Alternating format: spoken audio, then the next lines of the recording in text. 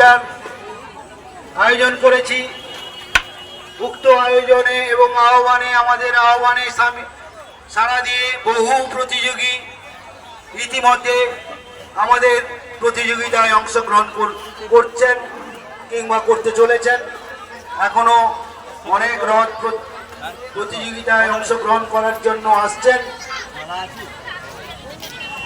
আর এই রথ প্রতিযোগিতার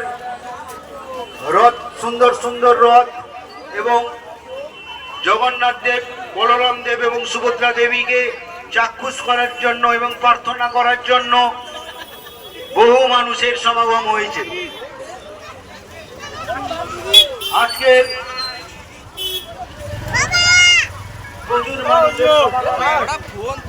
আজকের এই উৎসব মহা উৎসবে পরিণত হয়েছে। আপনাদের এই সাহায্য ও সহযোগিতা জন্যই আপনাদেরকে আমাদের মেলা কমিটির পক্ষ থেকে জানাই আন্তরিক অভিনন্দন ও কৃতজ্ঞতা।